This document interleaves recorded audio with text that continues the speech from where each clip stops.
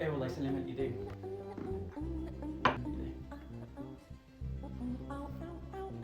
لك ليش هيك القهوة شايطة؟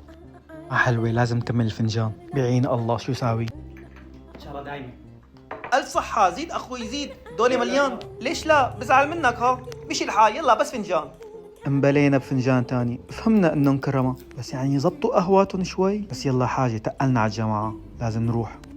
يلا مستأذنكم، شفناكم مبسوطين بالقعدة؟ وحلو العنا. إن شاء الله. سلام. وصلوا الجماعة. نورتونا، اهلا وسهلا. اهلا وسهلا.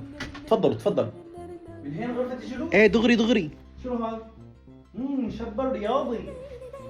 بس ثواني لجهز القهوة، خذ راحتك.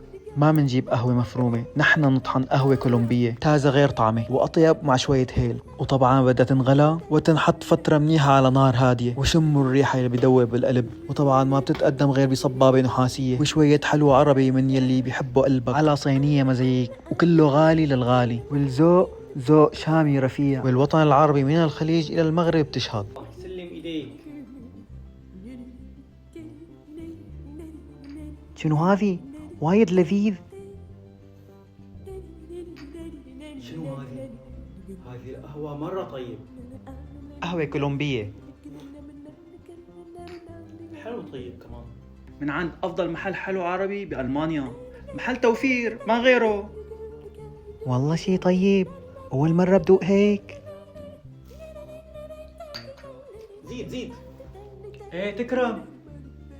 والله سلم ايديك. عم شو بخلاك قلتلي نص بس وبس. والله طيب، لما كان عندي ساويت له دولي كامل. هي رابع فنجان، إن شاء الله يكفي القهوات لباقي الضيوف.